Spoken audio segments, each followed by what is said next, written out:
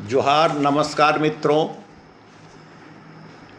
आज हम स्वामी सहजानंद सरस्वती के बारे में जब बोलने जा रहे हैं तो इससे जो पर्यायवाची हैं स्वामी सहजानंद सरस्वती किसान और किसान आंदोलन के, तो यह स्पष्ट हो जाता है कि आज का विचार विमर्श उसी घेरे में हमारा रहेगा। तो मैं प्रारंभ करता हूँ कि मैं पेशे से शिक्षक हूँ और शिक्षक जब वह सोचता है या कोई प्रश्न अगर वह पूछता है तो वह कहता है आंसर क्रिटिकली। इस सवाल का आलोचनात्मक आप वर्णन करें। जब ऐसा हम पूछते हैं तो उसमें सम्मिलित हो जाता है, ये सारी बातें सम्मिलित हो जाती है कि जो मूल रचना है उसमें जो बातें हैं उसके ऊपर जो विद्वानों का या आलोचकों का जो कोई भी वर्णन रहता है उसका भी उसमें उल्लेख होता है।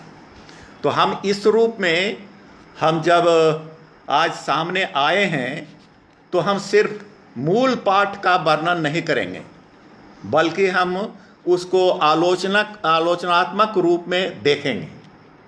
लेकिन जो अभी तक 70 वर्षों के बाद स्वामी सहजानंद सरस्वती की मृत्यु के बाद 1950 में मृत्यु के बाद जो आज तक मैंने सेमिनार अटेंड किया है या उसमें मैंने भी बोलने की कोशिश की है, तो हम लोगों ने उनके मूल पाठ को दोहराया है। और आज 70 साल बीत जाने के बाद भी उसी मूल पाठ को हम लोग दोहरा रहे हैं। तो यह उसी प्रकार का कार्य आज नजर आ रहा है जैसे कोई ग्रामोफोन का रिकॉर्ड घिस जाए और हम लोग उस स्थिति में स्वामी सहजानंद को 70 वर्षों में ला करके हम लोगों ने छोड़ दिया है।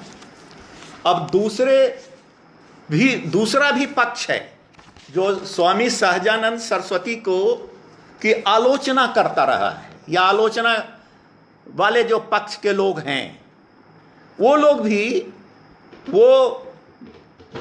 उनकी आलोचना को हम कह सकते हैं कि उनकी अपनी आलोचना नहीं है बल्कि वह मतवाद से प्रभावित हैं, जिसको डॉक्ट्रिनेशन कहते हैं, उससे प्रभावित हैं। तो ये लोग भी वास्तव में इनकी भी बातों को ऐसा देखने में लगता है कि ये भी सीखे सिखाए पद्धति पर आज तक बात करते रहे हैं। तो ये भी वास्तव में इनका भी उसी प्रकार का रिकॉर्ड है जैसे हम लोग मूल बातों को रखते हैं। स्वामी सहजानंद के किताब को पढ़कर जो हम लोग बात रखते रहे हैं, आज तक पाठ करते रहे हैं, उसी प्रकार से ये लोग भी काम करते रहे हैं। तो हम चाहते हैं, हमारा ये विश्वास है कि हम स्वामी सहजानंद सरस्वती को नए रूप में हम उनको आपके सामने पेश करें कि आज स्वामी सहजानंद सरस्वती की आवश्यकता आज भी बनी हुई है। हम अपने छात्रों को पढ़ाया करते थे, king is dead, long live the king. तो हम आज कहते हैं Swami Sahajanand Saraswati is dead, his kisan movement is dead, but Swami Sahajanand Saraswati long live. या ऐसा नहीं चलेगा। लॉन्ग लीव के साथ हमको जोड़ना पड़ेगा Swami Sahajanand Saraswati long live with his kisan movement. जब हम ऐसा करेंगे तभी हम लोग इस बात को हम लोग सही प्रकार से न्याय कर सकेंगे स्वामी सहजानंद सरस्वती को। अब आज जो मैं इस वेबिनार में जो आपके सामने मैं पेश हुआ हूं, तो मेरा दो उद्देश्य है। एक है कि हम धर्म से धर्म तक, स्वामी सहजानंद सरस्वती जैसा हम सभी जानते हैं कि वो धार्मिक पुरुष थे और अंत तक धार्मिक पुरुष रहे, उनमें किसी प्रकार का रिविजनिज्म नहीं हुआ, किसी प्रकार का परिवर्तन नहीं हुआ, वो धार्मिक पुरुष अंत तक बने रहे। लेकिन हम लोग जब स्वामी सहजानंद सरस्वती को हम लोग जब यहाँ क्रिटिकली जब हम उनको एसेस कर रहे हैं, तो हम लोग यहाँ उन लोगों को भी एसेस करेंगे। मेरा ऐसा मानना है जो इस वेबिनार में जो बोल चुके हैं या पहले भी जो लोग बोल चुके हैं, तो उनको भी हम क्रिटिकली एसेस करेंगे कि क्या उन्होंने जो बातें रखी है वो सही संदर्भ में रखी है या सही बातें हैं या नहीं है।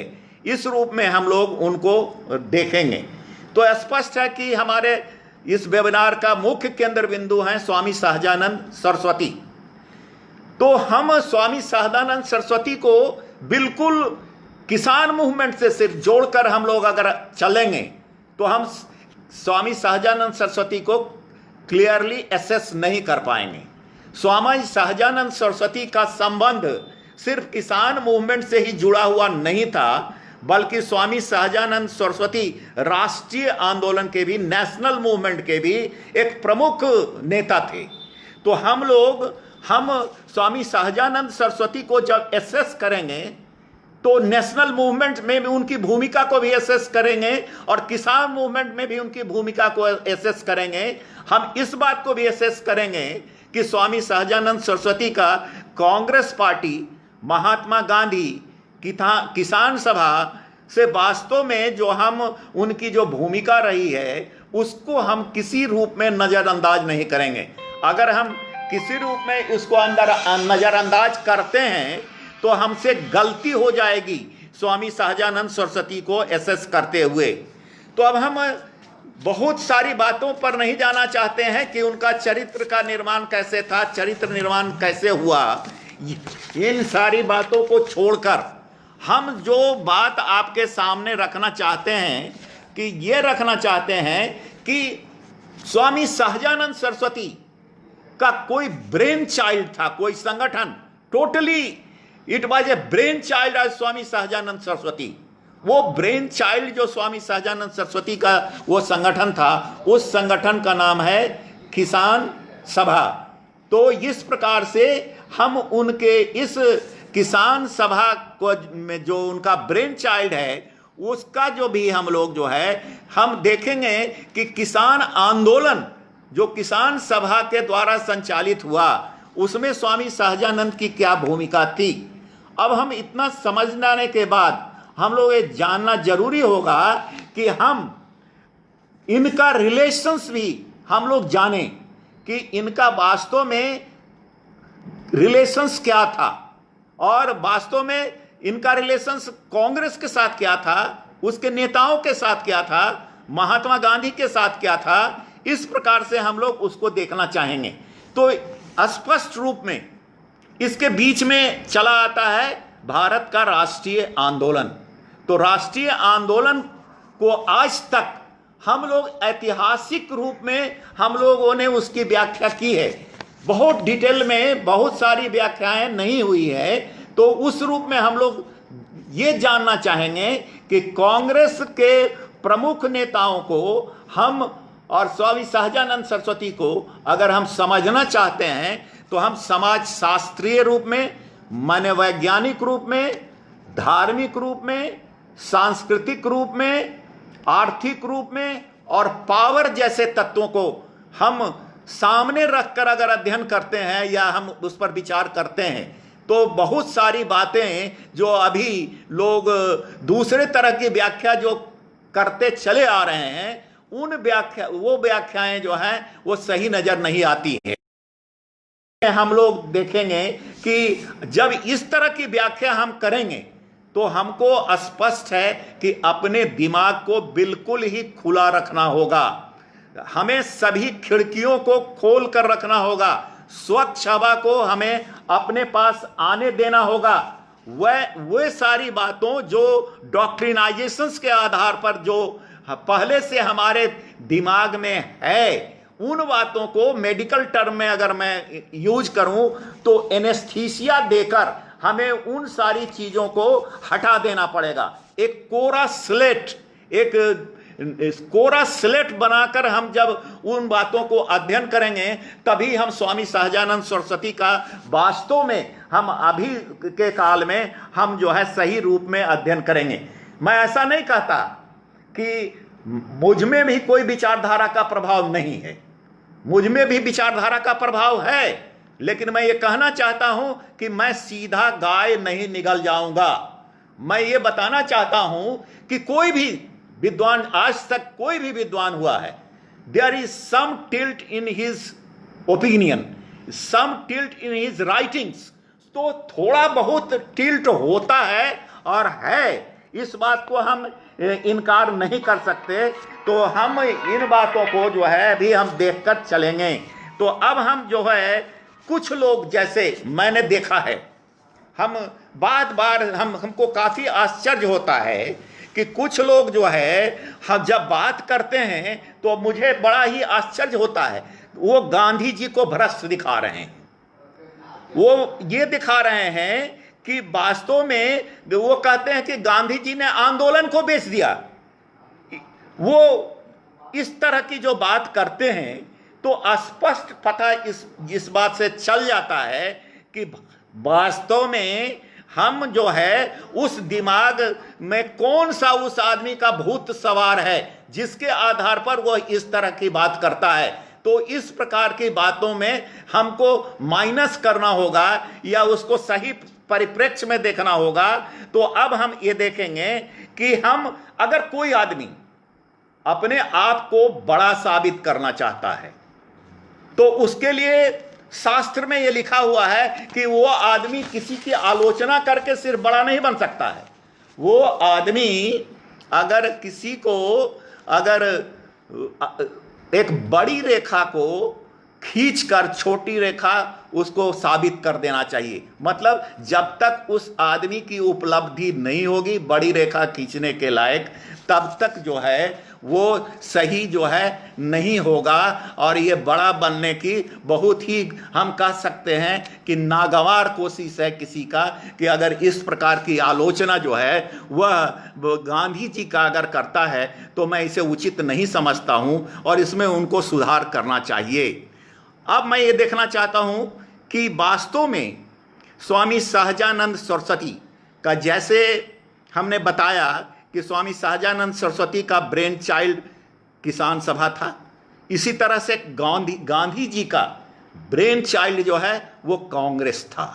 तो दोनों का अलग अलग ब्रेन चाइल्ड है, दोनों का ब्रेन चाइल्ड अलग है, इसको नजरअंदाज नहीं करना है। स्वामी सहजानंद का ब्रेन चाइल्ड किसान सभा है, कांग्रेस नहीं है। फर्स्ट प्रेफरेंस स्वामी सहजानंद सरस्वती का हमेशा रहा किसान आंदोलन रहा, किसान सभा रही। सेकंड प्रेफरेंस उनका कांग्रेस रहा है। अब महात्मा गांधी का फर्स्ट प्रेफरेंस कांग्रेस पार्टी रही है, सेकंड प्रेफरेंस उनका या किसी एक प्रेफरेंस में वो किसान सभा रहा है। तो इस प्रकार से हम देखना चाहते हैं कि हम दोनों के में एक बात को, इसको यहां हम लोगों को देखना पड़ेगा, दोनों का क्या उत्तरदायित्व था। एक का उत्तरदायित्व था कि हमको किसान सभा चलाना है, दूसरे का कांग्रेस, ये महात्मा गांधी का ऊपर का ब्रेन चाइल्ड जब कांग्रेस था तो उनको स्पष्ट है कि उनको कांग्रेस पार्टी को चलाना था। अब ये हम देखेंगे कि दोनों ने वास्तव में जो दोनों पार्टी को चलाने के लिए वो जिन लोगों ने काम किया है, और उसमें स्वामी सहजानंद को अगर हम देखते हैं तो कांग्रेस के किस नेता की कैटेगरी में रखते हैं या ये बिल्कुल अलग कैटेगरी के थे। तो हम यहाँ थोड़ी सी बात हम रखना चाहते हैं कि स्वामी सहजानंद सरस्वती का टेम्परामेंट जो था, कार्य करने का तरीका था, वो जो शब्दों का जो जिस प्रकार से प्रयोग करते थे वो किससे मिलता जुलता था। तो ये वास्तव में अगर आप देखें तो हमको ये लगता है कि स्वामी सहजानंद सरस्वती तिलक से मिलते जुलते थे। उनकी भाषा जो थी तिलक की थी। जैसे तिलक कहा करते थे, स्वतंत्रता हमारा जन्मसिद्ध अधिकार है, हम इसे लेकर रहेंगे। इसी तरह से स्वामी सहजानंद सरस्वती कहते थे, किसानों का अधिकार मेरा जन्मसिद्ध अधिकार है, मैं इसे लेकर रहूंगा। तो ये स्पष्ट नजर आता है कि जहां तक नजदीकी का सवाल है कांग्रेस पार्टी में, तो हम पाते हैं कि स्वामी सहजानंद सरस्वती तिलक से ज्यादा नजदीक हैं। तो इस रूप में हम मानते हैं कि तिलक जो है से नजदीक होने के कारण वो उनकी भाषा जो है वो रही है, एग्रेसिव भाषा रही है और उस भाषा के वो प्रयोग करते रहे हैं। अब हम ये बताना चाहेंगे कि राष्ट्रीय आंदोलन में कांग्रेस की सुप्रीमेसी क्यों थी और स्वामी सहजानंद सरस्वती ने कांग्रेस क्यों ज्वाइन किया। तो कांग्रेस ज्वाइन करने का स्पष्ट कारण था कि उन्होंने लीडरशिप ऑफ द कांग्रेस और leadership of the Mahatma Gandhi उन लोगों ने मान लिया था और यह भी माना था कि ये जो संगठन है, कांग्रेस पार्टी जो संगठन है, ये देश का सबसे बड़ा संगठन है और अगर इसको हम सही रास्ते पर लेकर चल सके और अपनी बातों को सही स्थान पर प्लेस कर सके तो हम अपने मकसद में, किसानों के मकसद में भी हम कामयाब होंगे, उनको फुलफिल करने में कामयाब होंगे। ऐसी बात नहीं कि देश में सिर्फ कांग्रेस पार्टी ही थी, अन्य पार्टियां भी थी, क्रांतिकारी लोग भी थे, गरम दल वाले भी लोग थे, नरम दल वाले भी लोग थे, मार्क्सवादी भी थे, सबों का छोटा बड़ा संगठन था, लेकिन कोई अंग्रेजों के सामने टिक नहीं सका। अगर टिकी तो सिर्फ कांग्रेस पार्टी ही टिकी। तो अब हम लोग ये सहजानंद सरस्वती को एक साइड में हम लोगों ने देखा, दूसरे साइड में अगर हम गांधी को देखते हैं तो हम गांधी को देखने के पहले, उनके कार्यों को देखने के पहले, उनकी आलोचना करने के पहले हम गांधी का मनोवैज्ञानिक अध्ययन करके हम देखेंगे कि whether Gandhi was right according to psychological approach और नॉट। क्या उनका साइकोलॉजिकल अप्रोच जो है या समाजशास्त्रीय जो व्याख्या है, समाजशास्त्रीय जो उनका अप्रोच है या पावर का जो अप्रोच है वो सही है या नहीं सही है। तो इस दृष्टिकोण से अगर हम मनोवैज्ञानिक रूप में, हम मनोवैज्ञानिक साइकोलॉजिकल अप्रोच से अगर हम गांधी को देखते हैं तो लगता है कि गांधी को देश की जनता का नस नबज ज्यादा अच्छी तरह मालूम था। गांधी को यह भी मालूम था कि हम किस सीमा तक देश को और देश की जनता को हम आगे ले जा सकते हैं। उनको यह भी मालूम था कि अगर उस सीमा का उल्लंघन हम करेंगे तो हमारी बात कोई नहीं मानेगा, हम गांधी नहीं रह जाएंगे, हम भी दूसरे की तरह, जैसे अन्य पार्टियां जो है विलुप्त हो गई, हमको भी विलुप्त हो जाना पड़ेगा। तो इसलिए हम ये जानना चाहते हैं कि स्वामी जी का ये मानना था कि हम इसके साथ साथ हम किसी के दबाव में नहीं आएंगे और उनके कहने के ऊपर हम कोई आंदोलन के संबंध में जारी रखने या बंद करने के संबंध में हम कोई फैसला नहीं करेंगे। हमको मनोवैज्ञानिक रूप में देश के लोगों का पता है कि वो देश की जनता क्या चाहती है। शायद उनमें ये भी हो कि देश, दूसरे लोग मनोवैज्ञानिक रूप में देश की जनता को उतना नहीं समझते हैं जितना मैं समझता हूं। तो इस प्रकार से हम महात्मा गांधी का हम दूसरे पक्ष से भी अध्ययन करेंगे तो समाज शास्त्रीय पक्ष से हम अध्ययन करेंगे। तो समाज शास्त्रीय पक्ष क्या बताता है कि समाज में कोई एक आदमी नहीं, एक वर्ग नहीं, अनेक सारे वर्ग समूह लोग हैं, अनेक हित समूह हैं। तो इस रूप में महात्मा गांधी जी ने कांग्रेस का गठन समाज शास्त्रीय सिद्धांत के आधार पर किया था। अर्थात महात्मा गांधी जी ने वो एक सभी समूहों का, देश के जितने भी समूह थे, इंपॉर्टेंट समूह थे, उन सारे समूहों को कांग्रेस के अंतर्गत वो लाए थे और उनको काम करने के लिए एक दबाव समूह के, एक प्रेशर ग्रुप के रूप में वो उन्होंने प्लेस किया था। नॉट कि इनको वीटो पावर होगा। इसको समझना पड़ेगा कि दबाव समूह एक सीमा तक ही अपनी बातों को किसी से मनवा सकता है या अपनी बातों को रख सकता है। तो हम इसको मानेंगे कि स्वामी सहजानंद सरस्वती भी कांग्रेस में किसानों के पक्ष के रखने वाले एक दबाव समूह के सदस्य थे। तो वो, लेकिन स्वामी सहजानंद सरस्वती का ऐसा मानना था कि हम दबाव समूह नहीं हैं। हम दबाव समूह क्यों नहीं हैं? इसलिए कि I represent the majority. Majority का किसका है देश में? तो उनका मानना था कि मेजॉरिटी देश में किसानों का है, खेतीहर मजदूरों का है, इसलिए आई रिप्रेजेंट द मेजॉरिटी। इसलिए मेरी आवाज को और इन किसानों और खेतीहर मजदूरों की आवाज को कांग्रेस पार्टी को उसको डिसिसिव फैसला लेना चाहिए और उस पर अमल करना चाहिए।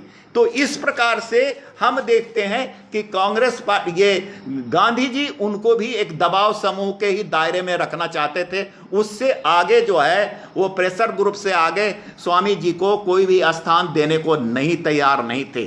अब हम लोग देखेंगे कि हम महात्मा अगर हम करेंगे तो देखेंगे अब पावर फैक्टर को। हम चूंकि जब हम अध्ययन करते हैं, हम बीइंग ए पॉलिटिकल साइंटिस्ट, मैं कह सकता हूं कि आज के ज़माने में अगर कोई चीज़ सबसे ज़्यादा निर्णायक भूमिका अदा करती है तो वो फैक्टर है पावर फैक्टर। तो वो पावर फैक्टर के हम इस बात को मानते हैं कि गांधी जी पावर फैक्टर को बहुत ही अच्छे प्रकार से समझते थे।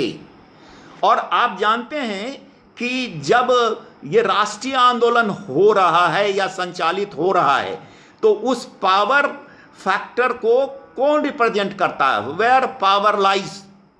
तो उसमें जो है पार्टी सामने आती है, कांग्रेस पार्टी में है, पावर है। तो ये ऐसी बात नहीं है कि सिर्फ महात्मा गांधी ने ही कांग्रेस पार्टी को माना कि इसके अंतर्गत पावर हम रिस्टोर करेंगे। इनसे ज्यादा, महात्मा गांधी से भी ज्यादा अगर पार्टी को पावर रिस्टोरेशंस में अगर किसी ने सबसे ज्यादा महत्व दिया तो वह लेनिन था।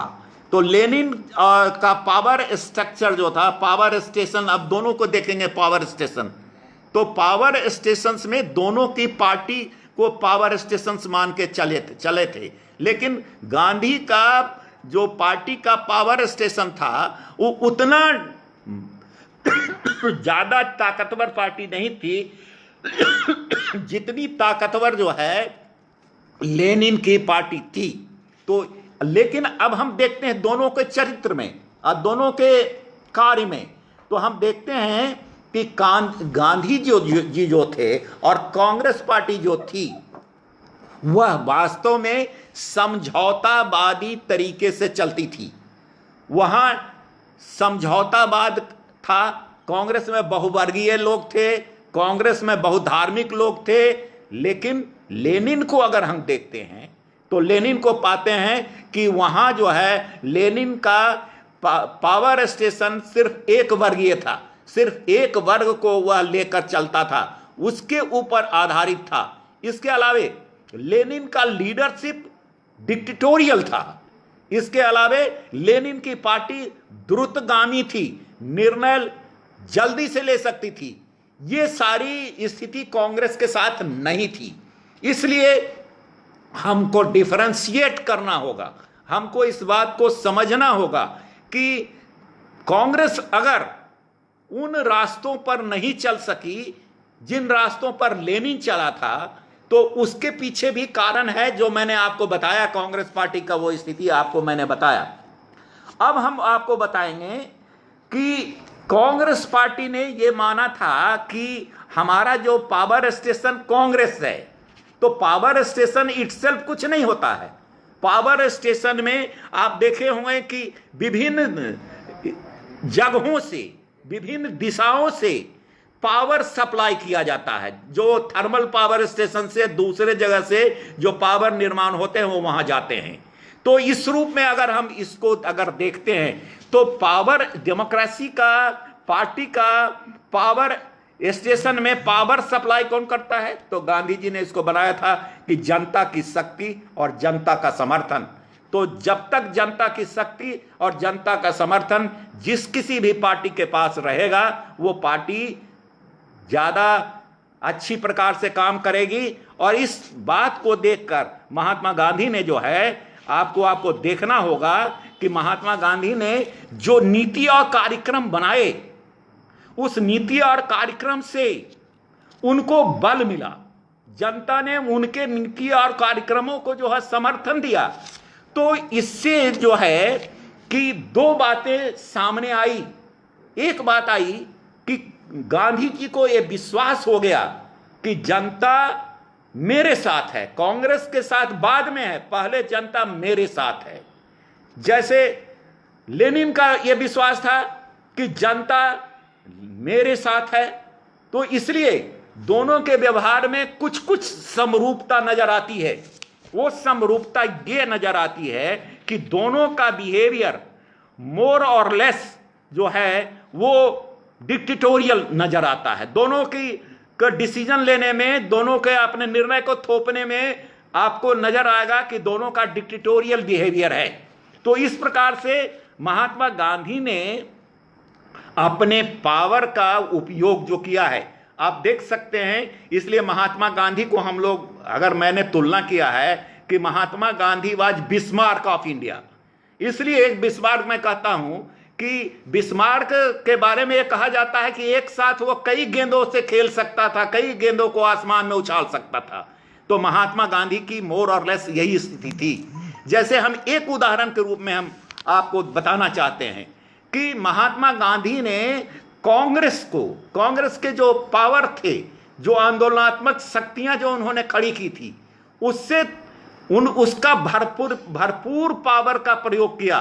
दो स्थानों, दो भागों में, मल्टी भागों में आप उसको कह सकते हैं, उन्होंने प्रयोग किया था। जैसे आप क्या समझते हैं, महात्मा गांधी के जन समर्थन के पावर से अंग्रेज भी डरती थी कि महात्मा गांधी के पास जनशक्ति है, ये आदमी ब्रिटिश सरकार को डिस्टर्ब कर सकता है। इसलिए वो एक ओर ब्रिटिश सरकार को भी दबाव में रखते थे और दूसरी ओर कांग्रेस पार्टी में जो ऐसी विचारधारा के लोग थे जो गांधी जी से जबरदस्ती किसी बात को मनवाना चाहते थे, उस बात को उनको भी गांधी जी ये बताते थे कि देखो जनता मेरे साथ है, हम तुम्हारी बात को नहीं भी मान सकते हैं और मान भी सकते हैं। इसलिए ये दोनों को वास्तव में बैलेंस करने का काम वहां गांधी जी करते थे।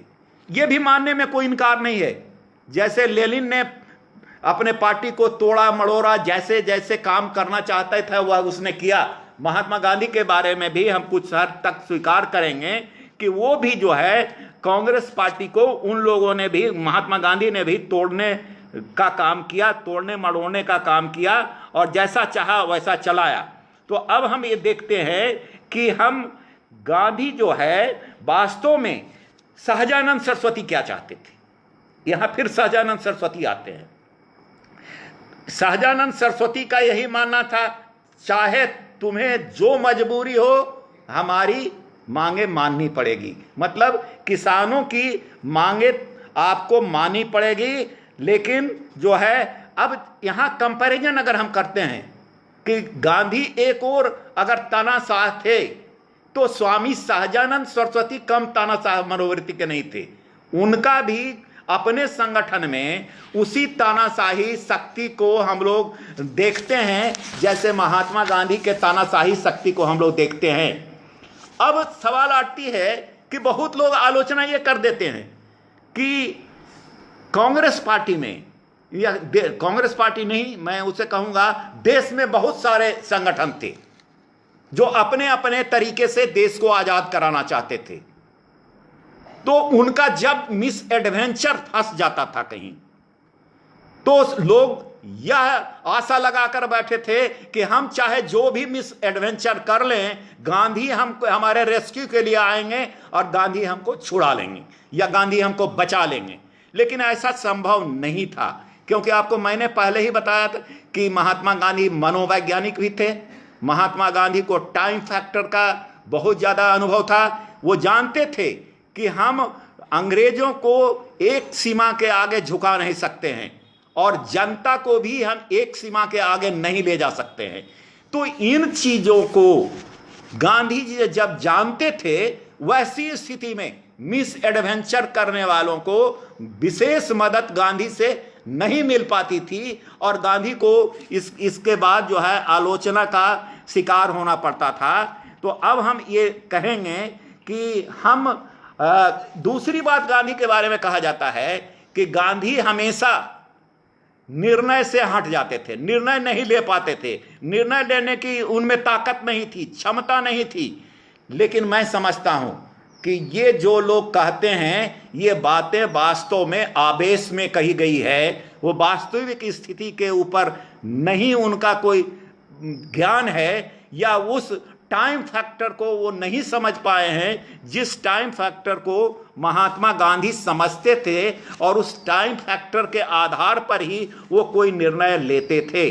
अब हम ये देखना चाहते हैं कि हम जो है, और कुछ लोग, हम अभी सेमिनार में हम सुन रहे थे, अभी इसी वेबिनार में मैं सुन रहा था, गांधी को लोग कहते हैं कि गांधी अर्धनग्न रहते थे।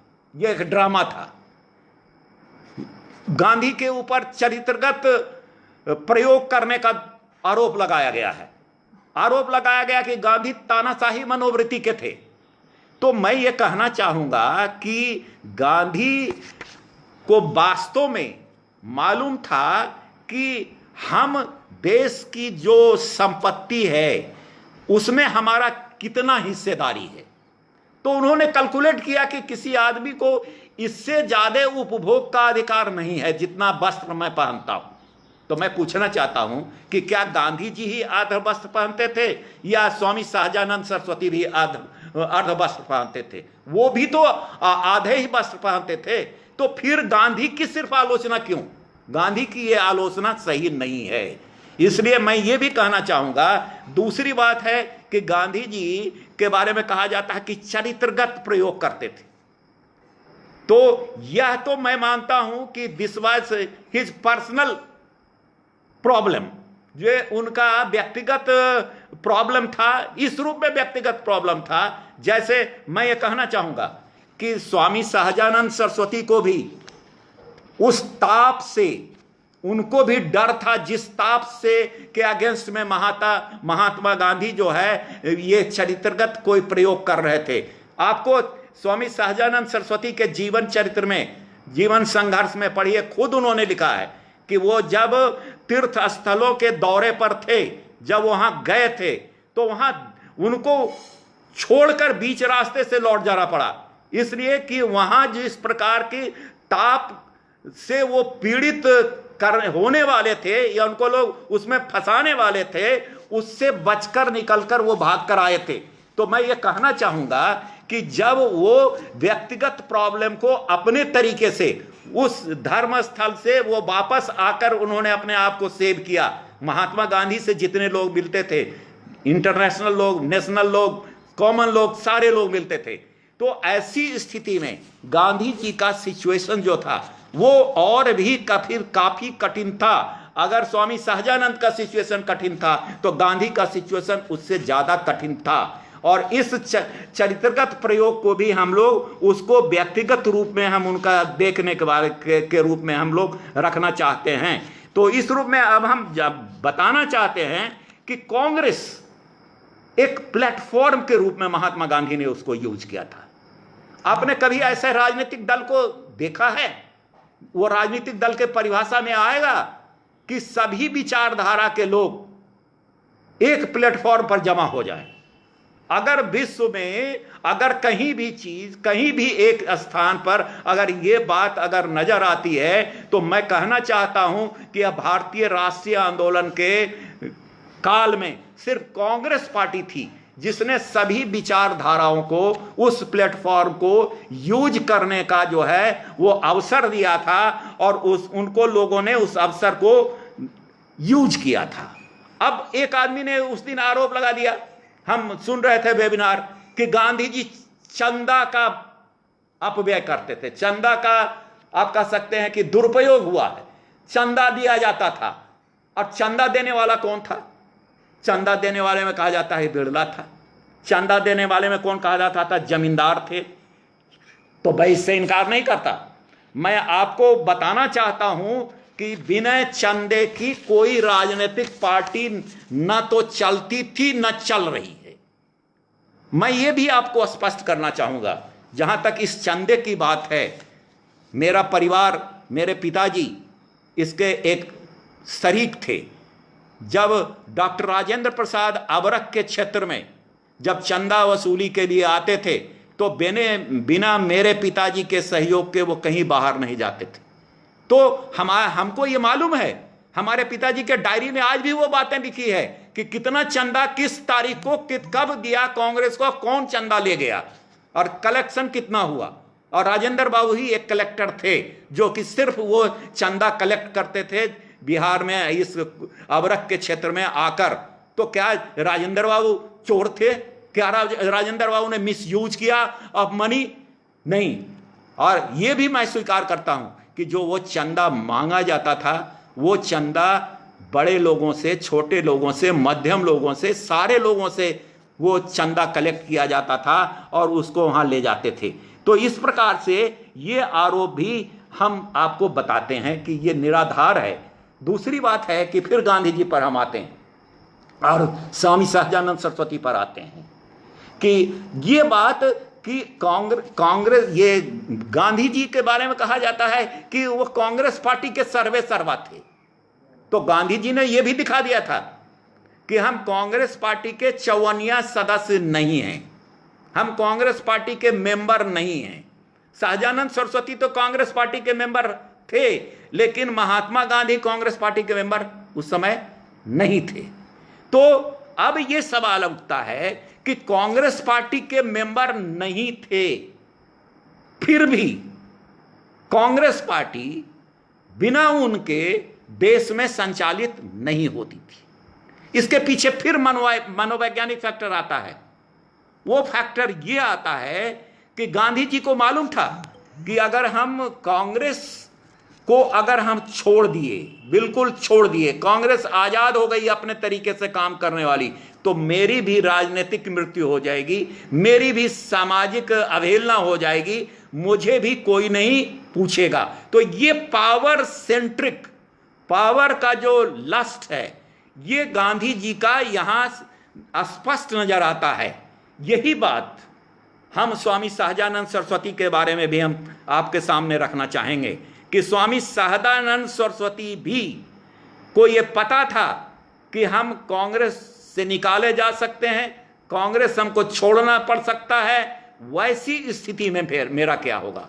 इसलिए स्वामी सहजानंद सरस्वती भी कांग्रेस छोड़ सकते थे, कांग्रेस से निकाले जा सकते थे।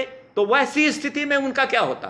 तो वैसी स्थिति में उन्होंने किसान सभा को बनाए रखने की भरपूर कोशिश की है। और इसका आप गवाह हैं कि न सिर्फ कांग्रेस से किसान सभा को स्वामी सहजानंद सरस्वती ने बचाया, बल्कि स्वामी सहजानंद सरस्वती ने किसान सभा को साम्यवादियों से, कम्युनिस्टों से भी बचाया है। और स्वामी सहजानंद सरस्वती के लिए ऐसा करना जरूरी हो गया था, क्योंकि स्वामी सहजानंद सरस्वती को न केवल कांग्रेस पावरहीन देखना चाहती थी, बल्कि ये साम्यवादी लोग भी स्वामी सहजानंद सरस्वती को एक तरह से पावरलेस बना चुके थे। तो इस प्रकार से हम देखते हैं कि स्वामी सहजानंद सरस्वती को, और भी आप आगे जाइए तो और भी देखिए कि हाउ वो पावर को कैसे वो अपने पास ला करके वह किसानों का और देश की भलाई करना चाहते थे।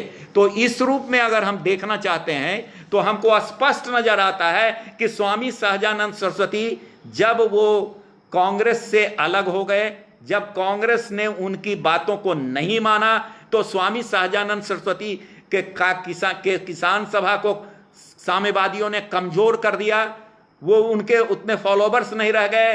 तो स्वामी सहजानंद सरस्वती ने अल्टीमेटली वो चले गए फिर विरक्तियों के सम्मेलन में, अयोध्या में 1944 ईस्वी में विरक्तियों का सम्मेलन हुआ।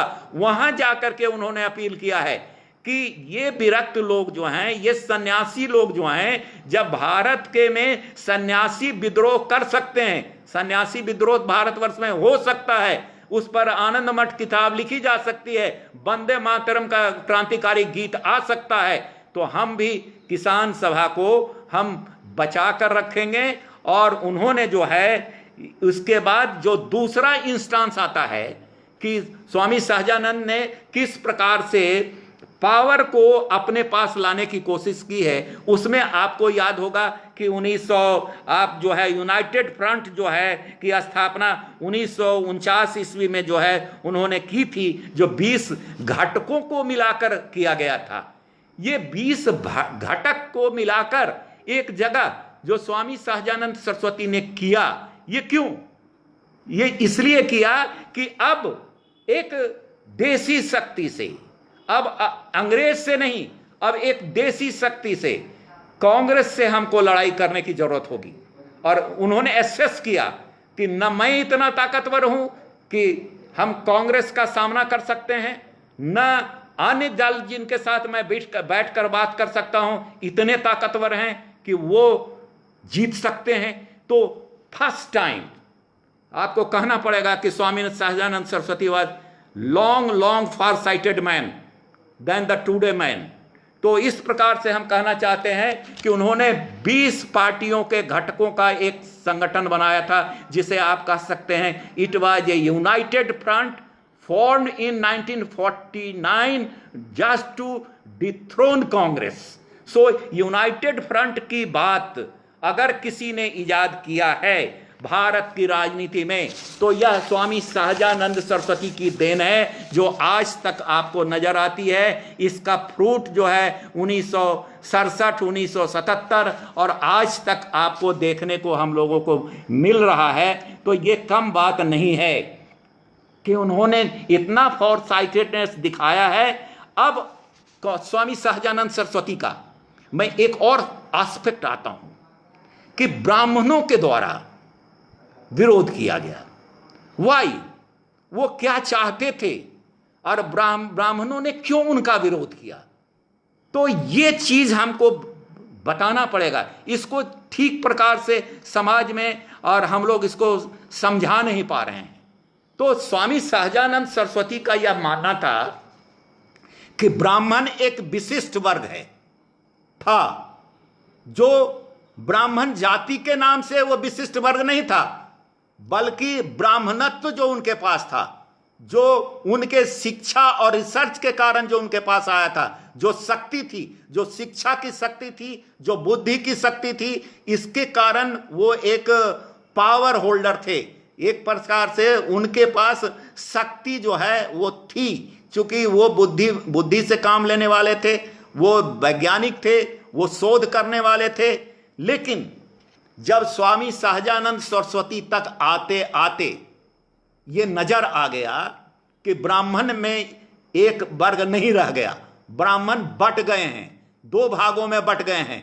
एक ने तो पूर्ण रूप से ब्राह्मणत्व और कर्मकांड का भी त्याग कर दिया है, और एक आदमी ने ब्राह्मणत्व का त्याग करके कर्मकांड को लेकर चल रहे हैं। और कर्मकांड भी कैसा? अनपढ़ लोग जो कर्मकांडी हो ही नहीं सकते हैं, जिसमें ब्राह्मणत्व तो नहीं है वो कर्मकांडी नहीं हो सकता है, वो अच्छा कर्मकांडी नहीं हो सकता है। तो स्वामी सहजानंद सरस्वती ने दोनों को समझाने की कोशिश की है। इसको इस रूप में हम एक्सप्लेन करते हैं। ब्राह्मण लोगों को कहा कि अरे भाई, तुम जिसको कॉपीराइट मान रहे हो कर्मकांड को, ब्राह्मण लोग, एक मेरे दोस्त हैं जो प्रोफेसर हैं, जो अभी नहीं रह गए, तो हमको बोलते थे कि देखो केपी, हमारा कैसा कॉपीराइट है। आज अमेरिका वाला कहता है कि हमारा कॉपीराइट है, वो 20 वर्ष और 30 वर्ष के लिए एप्लीकेबल है। अब देखो मेरा कैसा कॉपीराइट है। हम कई पुस्तों से 400, 300, 1000 वर्षों से हमारा कॉपीराइट चला आ रहा है। तो उनको लगता था कि हम में ब्राह्मणत्व रहे या न रहे, लेकिन हम बाबा कहने के या पुजारी के पूजा करवाने के हकदार जो हैं अनपढ़ भी बन सकते हैं। तो स्वामी सहजानंद सरस्वती को यह गवारा नहीं हुआ कि दोनों अपने ब्राह्मणत्व को खो चुके हैं। इसलिए उन्होंने कहा कि देखो, एक को कहा कि तुम तो अपने को भूल गए हो कि तुम ब्राह्मण थे, तुम ये भी भूल गए हो कि ब्राह्मणत्व कहां से आता है। ब्राह्मणों के कहा कि तुम तो ब्राह्मणत्व तो तुम्हारा समाप्त हो ही गया है। तो इस रूप में उन्होंने दोनों को ही समझाने की कोशिश की है, जिसका परिणाम आज सामने आपको नजर आता है कि ब्राह्मणों की और भूमिहारों की जो दुर्दशा का कारण यह हुआ है कि आज देख लीजिए, स्वामी सहजानंद सरस्वती ने कहा था कि ब्राह्मणत्व तो सिर्फ किसी एक व्यक्ति का, किसी एक जाति का अधिकार नहीं है, ये से कोई भी प्राप्त कर सकता है। तो इस रूप में कोई भी प्राप्त कर सकता है। अब आप आज का देखिए, मैं आपको उदाहरण बनाता हूं। आपको आज ये बात सामने लानी पड़ेगी और हम लोग को ये बात समझना पड़ेगा और ये बताना पड़ेगा कि ये ब्राह्मणत्व पर अगर किसी ने सबसे पहला चुनौती दिया था तो स्वामी सहजानंद सरस्वती ने नहीं दिया था, बल्कि दयानंद सरस्वती ने ही दिया था। और उन्होंने ब्राह्मणत्व को, ये जो कर्म कांड था उसको जो है उन्होंने नष्ट भ्रष्ट कर दिया था। और आपको मालूम है कि उनका अलग कर्म कांड की पद्धति, सारी अलग पद्धतियां हैं। दूसरी बात मैं आपको सामने रखना चाहता हूं कि दयानंद सरस्वती को भी पनिशमेंट नहीं मिला, ऐसी बात नहीं है। सुकरात के समान उनको भी विष का प्याला पीना पड़ा, लेकिन दयानंद सरस्वती ने इसके बाद भी विरोध करना बंद नहीं किया और उनमें सुधार लाने की कोशिश की। इसलिए पुनर्जागरण के नेता थे स्वामी सहजानंद सरस्वती भी, दयानंद सरस्वती भी, ये सारे लोग नेता थे, पुनर्जागरण के नेता थे, धर्म सुधार के नेता थे, राजनीतिक सुधार के नेता थे, समाज सुधार के नेता थे, किसानों के नेता थे, वो आध्यात्मिक भी नेता थे। तो इस प्रकार से हम देखते हैं कि ये बातें जब हमको नजर आती है तो आज भी आपको देखना पड़ेगा व्हाट हैपेंड आफ्टर स्वामी सहजानंद सरस्वती। स्वामी सहजानंद सरस्वती तो आज मर गए, ब्राह्मण भी हैं, भूमिहार भी हैं, दोनों में आज तक तालमेल नहीं हुआ। लेकिन क्या आज स्वामी सहजानंद की धारा जिंदा है या मर गई? तो दयानंद की धारा जिंदा है या मर गई? तो मैं कहना चाहता हूं कि वो धारा आज भी जिंदा है। आप युग निर्माण योजना का नाम आप लोग जानते होंगे, जिन लोगों के माध्यम से जो है गायत्री परिवार के नाम से आप जानते हैं व्हाट दे आर डूइंग, वो भी ब्राह्मणों के ब्राह्मणत्व को छीनकर, क्योंकि आप ब्राह्मण में ब्राह्मणत्व नहीं है तो दूसरे आदमी को ब्राह्मणत्व देकर उनको कर्मकांड का अधिकार उन्होंने दिया है। तो इस प्रकार से आप देखते हैं who is loser. It was warning from Swami Sahajanand Saraswati कि you will become loser in coming future. तो ये बात आज साबित हो गया है। आज आप देखिए कि इन power structure who is loser. अब पावर स्ट्रक्चर्स को अगर हम देखते हैं तो ब्राह्मण का है राजनीतिक नेतृत्व में वो शून्य की ओर जा रहे हैं। जहां उनके पास इतनी बुद्धि थी, इतना वो समझते थे कि हमारे पास ये ब्राह्मणत्व है, वो राजनीतिक नेतृत्व में शून्य की ओर जा रहे हैं। दूसरी बात था कि इसको बचाने का कुछ दिन कोशिश किया गया कि प्रशासनिक क्षेत्र में शिक्षा पर उनका चूंकि अधिकार था, प्रशासनिक क्षेत्र में उनकी सबसे बड़ी संख्या थी और आज भी बनी हुई है। लेकिन आज भी आप IAS IPS जो भी सेंट्रल सर्विसेज का रिजल्ट है, दूसरा रिजल्ट है, आप ऊपर से नीचे तक आप मेरिट लिस्ट पढ़ जाइए, हु आर द टॉपर्स, किन लोगों का रिप्रेजेंटेशन ज्यादा मिल रहा है। जिन लोगों ने अपना ब्राह्मणत्व जो है प्राप्त कर लिया है उनको रिप्रेजेंटेशन मिल रहा है, जिन्होंने अपना ब्राह्मणत्व खो दिया वो उस रेस से, उस पावर स्ट्रक्चर से बाहर हो गए हैं। तो this was a फॉरसाइटेडनेस of Swami Sahajanand Saraswati कि उन्होंने कहा कि ये ऐसा होना चाहिए, ये आपके भविष्य का सवाल है, इसको भी नजरअंदाज किया गया। अब मैं आता हूं इतिहासकारों के बारे में। शायद मुझे पता नहीं आनंदवर्धन जी सुन रहे हैं या नहीं सुन रहे हैं। अगर सुन रहे हैं तो भारत के इतिहासकारों ने क्या स्वामी सहजानंद सरस्वती के द्वारा के साथ किया, तो मैं दूसरे की बात क्यों करूं कि किसने स्वामी सहजानंद सरस्वती की उपेक्षा की। मैं अपने ही बात करना चाहता हूं कि जो रामधारी सिंह दिनकर ने स्वामी सहजानंद सरस्वती पर गुणगान में कविताएं लिखी, वही रामधारी सिंह दिनकर जब अपनी सबसे प्रसिद्ध पुस्तक संस्कृति के 4 अध्याय लिखने के लिए जाते हैं तो उसमें ये स्वामी सहजानंद सरस्वती के ऊपर 1 लाइन भी नहीं लिखते हैं, ये सन्यासी विद्रोह पर 1 लाइन भी नहीं लिखते हैं। यह क्या साबित करता है? यह साबित करता है कि भारत के इतिहास लेखन में कांग्रेस का और साम्यवादियों का यह दबदबा रहा था और इन लोगों ने स्वामी सहजानंद सरस्वती की घोर उपेक्षा की है। एक इतिहासकार जो है, मैं बताना चाहता हूं कि मिस्टर सम सेन, उन्होंने बायोग्राफी ऑफ जो है एसपी सेन ने जो है डिक्शनरी ऑफ नेशनल बायोग्राफी में जब लिखना शुरू किया तो कैसे ये कम्युनिस्ट थे कि पासिंग रेफरेंस में वो स्वामी सहजानंद का नाम देकर वो आगे निकल जाते हैं, बल्कि all the achievements for proletariat class was the achievement of Swami Sahajanand Saraswati. It was not achievement of the communists in India. तो इस प्रकार से हम देखते हैं कि इतिहासकारों ने किस प्रकार से स्वामी सहजानंद सरस्वती के साथ जो है ये काम किया है। इसी तरह से 90 के दशक में अरविंद नारायण दास की एक किताब मैं पढ़ रहा था किसान मूवमेंट के ऊपर, उसने स्वामी जी को अपमानित कर दिया, भूमिहार का आंदोलन करके ये किताबें लिख दी हैं। तो हम कहना चाहते हैं कि चाहे सोवियत रूस का इतिहासकार हो या चाइना का इतिहासकार हो, किसी ने स्वामी सहजानंद सरस्वती के ऊपर नहीं लिखने की कोशिश की और उनको बड़ा बताने की कोशिश नहीं की, बल्कि Swami Sahajanand Saraswati in nowhere he was inferior to Mao Tse tung, he was Mao Tse Tung of India. और इनका इतना कंट्रीब्यूशन है और उसके बाद भी उनके इतनी उपेक्षा हिंदुस्तान में हुई और कम्युनिस्ट कहने वाले देशों ने भी उनकी उपेक्षा की। तो ये मैं बताना चाहता हूं कि ये जो आपको देखिए, जिसको हम कहते हैं कि रिएक्शनरी फोर्सेस, जिसको हम पूंजीवादी देश कहते हैं, जिसको हम कहते हैं कि ये है, उसका शोधकर्ता 60s में आता है, 60-61 में आकर के वाल्टर हाउजर ने स्वामी सहजानंद के ऊपर रिसर्च करके यह बताने में विश्व में स्थापित किया, इंडिया से बाहर निकालकर विश्व में स्थापित करने की कोशिश किया कि किसान मूवमेंट का सबसे बड़ा नेता हिंदुस्तान में था तो वह स्वामी सहजानंद सरस्वती थे। तो इस प्रकार से हम जो है हम बताना चाहते हैं कि आप लोग जो इतिहासकार लोग हैं, rewrite the Indian history, rewrite the national movement, जो जिनके कृतियों को, जिनके कार्यों को लोगों ने इतिहास में स्थान नहीं दिया, आप उसको लिखिए, आप उसको प्लेस कीजिए। और कोई जरूरी नहीं है कि गवर्नमेंट पब्लिकेशंस हो, it may be your own publication.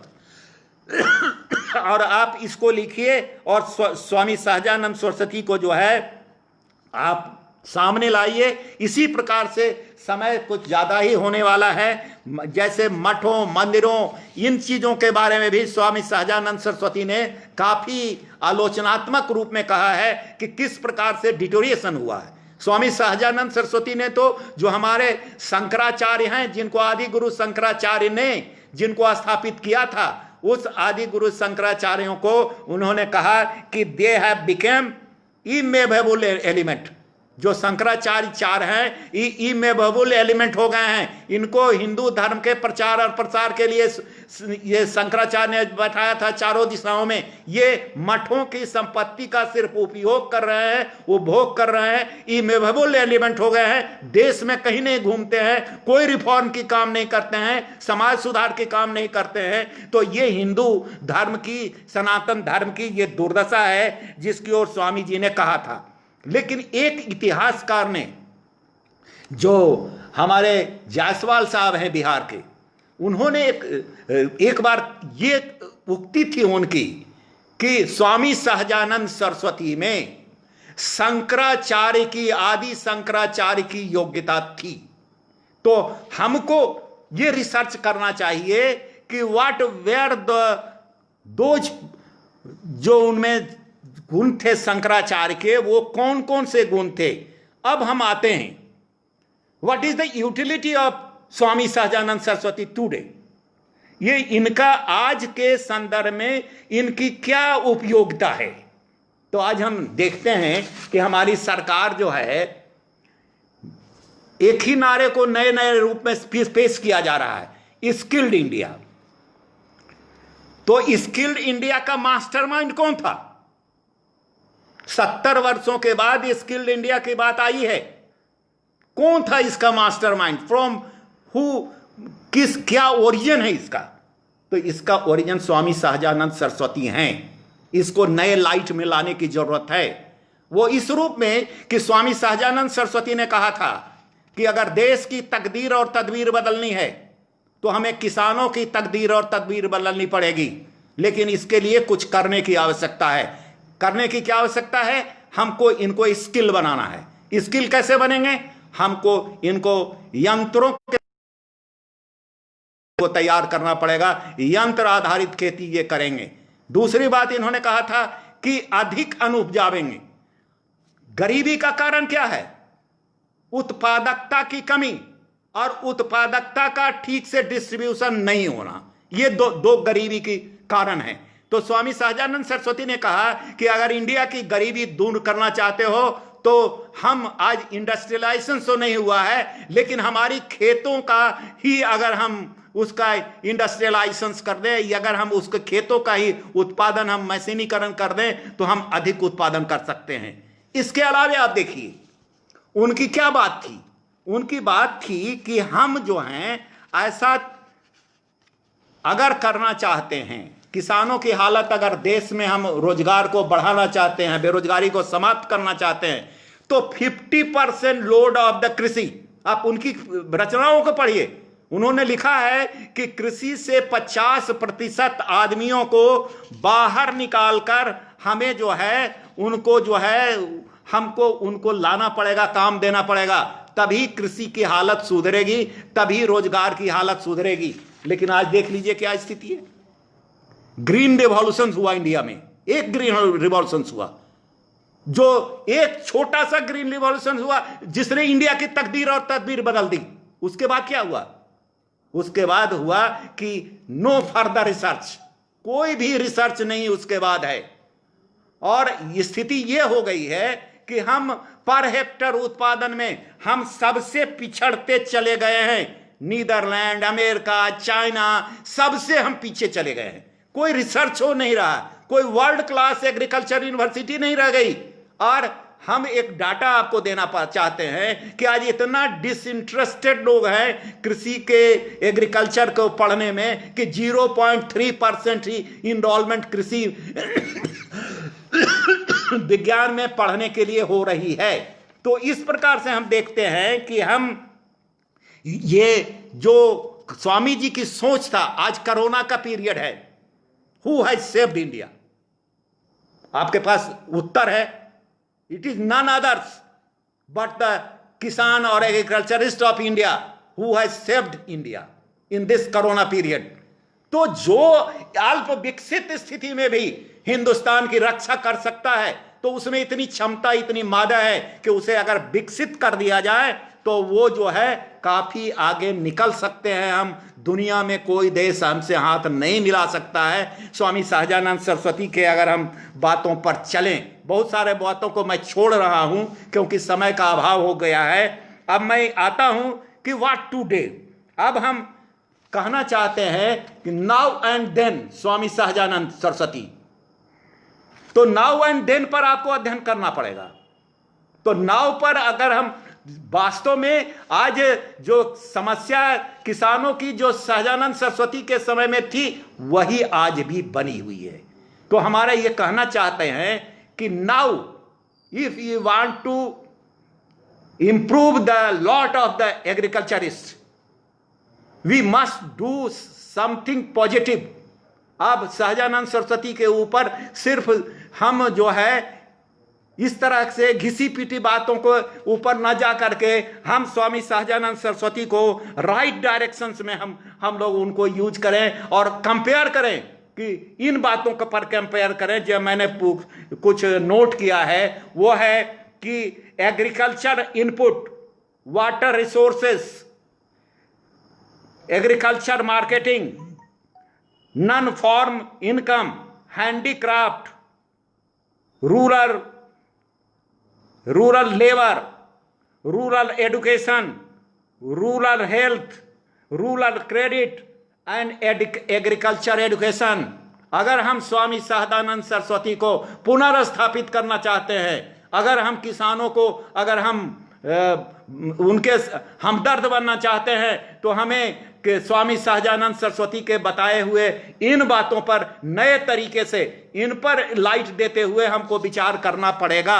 जब तक हम ऐसा नहीं करेंगे हम तरक्की नहीं कर सकते हैं। मेरे मित्रों, मेरा सब्जेक्ट था कि हम जो है किस प्रकार से हम धर्म से धर्म तक, तो हम इसको रेफरेंस, अब एक लेक्चर मुझको और चाहिए, मैं जो ऑर्गेनाइजर हैं उनको मैं कहूँगा बाद में अगर समय मिले तो मैं उनसे अनुरोध करूंगा कि इस पॉइंट को एक्सटेंसिवली, क्योंकि मेरे पास 60-70 बिंदु हैं जो कि उस पॉइंट पर भी मुझे एम्फेसिस देने के लिए जो है वो कह रहे हैं, और मैं चाहता हूं कि इस पर भी मेरा मिले।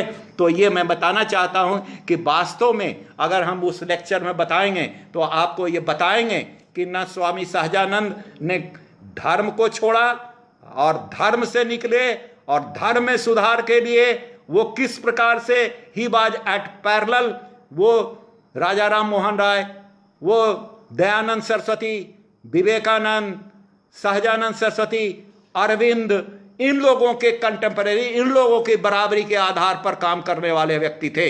इसलिए he was totally out and out, he was धर्म के व्यक्ति थे। अंत में गीता पर भी उन्होंने लिखा, अंत में जो है उन्होंने कहा कि लोग जब उनको नहीं रहा गया तो महारुद्र का तांडव उन्होंने लिखा। उन्होंने क्यों लिखा?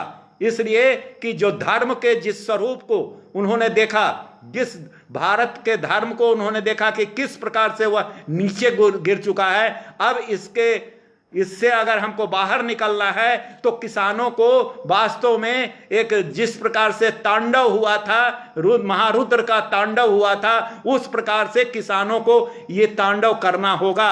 और आपको एक लोग कहेंगे कि ये तो साम्यवादी बात है। नहीं, मैं इसको प्रूव करना चाहता हूं कि स्वामी सहजानंद सरस्वती ने किसानों के भारत में राज्य के लिए 1957 ईस्वी का टाइम निर्धारित किया था कि when the 1957 will come there will be rule of kisan on India.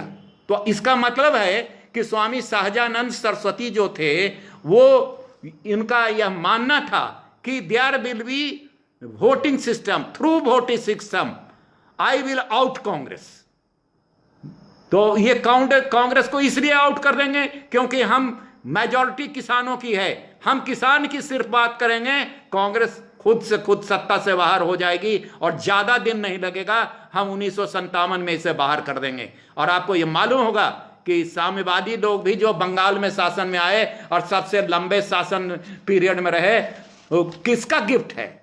It was not the साम्यवादी और सीपीएम का गिफ्ट नहीं है, it was the operation burger, जो किसानों का आंदोलन था। उस आंदोलन को जो इन लोगों ने नजरअंदाज कर दिया था। उनका कहना था साम्यवादियों का कि किसानों का कोई संगठित वर्ग है ही नहीं, हिंदुस्तान में किसान आंदोलन कर ही नहीं सकते हैं। और स्वामी सहजानंद सरस्वती ने कहा था कि किसान से आंदोलन करवाया जा सकता है, उसको जगाने की आवश्यकता है, एक गोल फिक्स करो, आपस में मिलो, किसान की सरकार स्थापित होगी।